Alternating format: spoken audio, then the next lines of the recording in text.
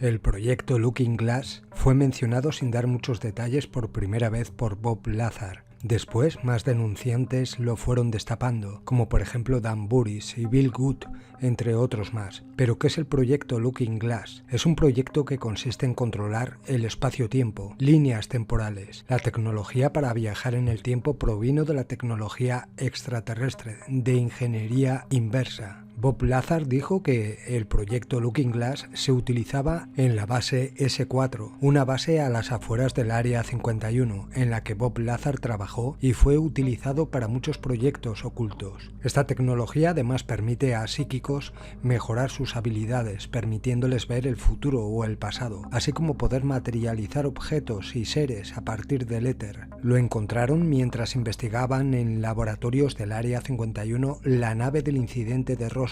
Eran unas sillas especiales que quien quiera que se sentara en ellas, concentrándose en el momento que quisiera, o para ir a un lugar específico se abría un portal y la nave viajaría a través de él y terminaría en ese momento o lugar. Incluso descubrieron que puedes mirar diferentes espacios de tiempo a través de esta tecnología. La información pública sobre esto es que la tecnología se utilizó en niños. Otra información sobre esto es que estaban trabajando con el sistema estelar de Sirio y el sistema estelar de Orión. Esto se vincula con el proyecto Montauk, que fue un derivado del proyecto MK Ultra. Curiosamente, Carl Sagan, que formaba parte del Majestic 12, y el proyecto Blue Book, Libro Azul, que investigan la vida extraterrestre y conocen muchos secretos sobre alienígenas y que lo ocultan a la humanidad, escribió en su novela Contact en 1985, de la cual hicieron luego la película en 1992, que una especie alienígena de la galaxia Vega envía un mensaje encriptado donde dan instrucciones para construir una nave con forma esférica con una silla en el centro que hace que quien se siente en ella viaje a través de portales interdimensionales al sistema solar donde habitan los alienígenas. Otra película que trata sobre este tema es la de Total Recall. La máquina que describen los denunciantes de este proyecto es una esfera con anillos concéntricos que giran alrededor de la esfera utilizando agua como conductor, idéntica a la que describe Carl Sagan en su novela Contacto. El dispositivo tiene la capacidad de crear un vórtice de energía o un campo de torsión bajo ciertas condiciones, lo que permite que un individuo reciba información por medios no físicos, y esto es básicamente visión remota o precognición. Los psíquicos que la utilizaron coincidieron en que vieron dos líneas de tiempo. Línea de tiempo 1, en la que la raza humana pasará por un despertar espiritual masivo y aprenderá y verá la verdad de todo lo que se nos ha ocultado durante siglos, y la línea de tiempo 2, que ocurrirá una gran catástrofe que arrasa el planeta. Pero hay un poder divino que lo vigila todo, por lo que no importa cuánto alguien juegue con la línea temporal, al final se corregirá a sí misma para obtener el resultado que debería tener. Las cosas están cambiando en nuestra línea de tiempo y las líneas de tiempo también están convergiendo, y esto es lo que está haciendo el CERN. Hay bastantes ejemplos del efecto Mandela. Los controladores han intentado cambiar la línea de tiempo varias veces, pero no lo han conseguido. El supuesto viajero del tiempo John Titor expresó su preocupación por el CERN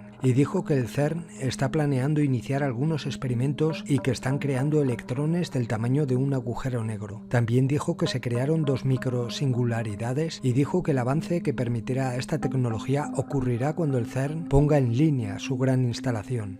Estos denunciantes también hablan sobre una especie de policía del tiempo, que es un grupo de seres que monitorean el tiempo y el espacio y se aseguran de que el tiempo no se cambie o manipule. Existen fuera del espacio-tiempo, son interdimensionales y desde allí lo monitorean todo.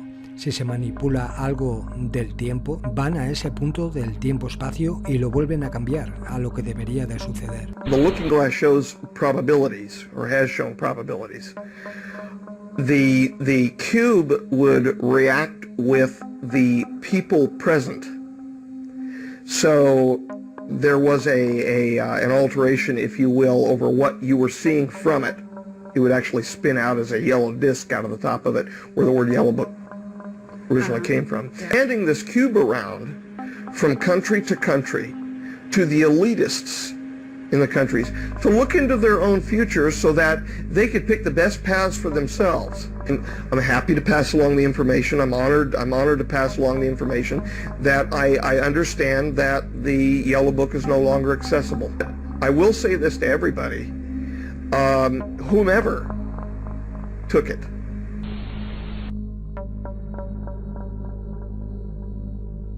do you know the difference between Looking Glass and the yellow cube? Yes. Okay. And are you aware of what happened to the yellow cube and how it was used and so on? I believe that the yellow cube still exists. I can't say for certain if it's on this planet, but I would say that it's definitely protected from use at this point. Okay, well that coincides with the testimony we got. Can you also verify that leaders of... But let me say one thing about the yellow book and its differences with Looking Glass. The yellow cube or the yellow book would give you your possible future. Yes. So it took basically the choices that you would inherently make along a timeline and tell you what that timeline would be, given that you made all the choices that your brain would make. Well, this is exactly what I was just going to ask you. What we were told is that leaders of governments and so on, people in high places, politically, would use this to try to see their most optimum future and then follow those. So they were using it to enhance their wealth, et cetera, et cetera. Mm-hmm. Yep. In the yellow cube, yellow book, however you want to term it,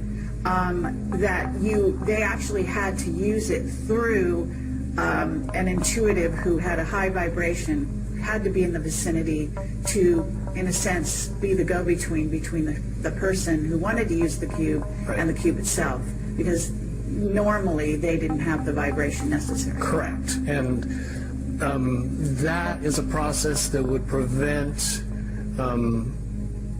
anomalies from popping out in predictions.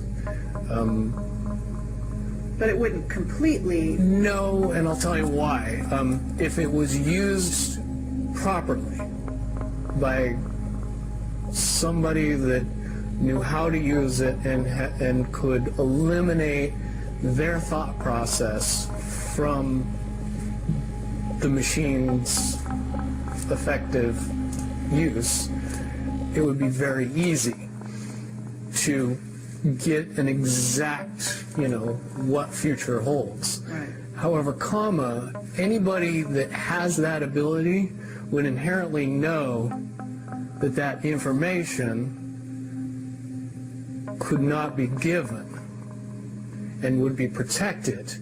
And that inherent notion would inject something into the yellow cube or the yellow book that would give an inaccurate statement.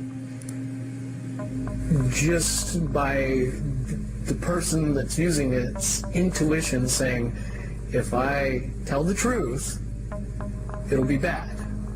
So the higher levels pick up on that and throw out a different scenario that Right. isn't the truth. It's in a sense the feedback loop gets dirtied somewhere along the line by exposure. And that's why those pieces of technology should have never been used by humanity and its current level of understanding. Because for all intents and purposes, the technology doesn't work right when we use it. The biggest cherry on top of all this conversation would be a synopsis to say that if I could convince everybody out there that for all intents and purposes, what we believe to be true eventually becomes true. If somebody convinces us that a major disaster is going to happen in the very near future, a major disaster happens in the very near future. If we don't buy into that fear and accept that there is really nothing that we know is going to happen, and accept of whatever happens, that makes the convergence of the timelines happen as naturally as possible. Any attempts to try to go away from this one inevitable conclusion I again see as a new beginning, an end of this reality, the beginning of something that we can't even possibly understand based on the level of our beliefs currently. But when all that information comes flooding out, there's going to be no denying what's true and what's a lie or what's illusion.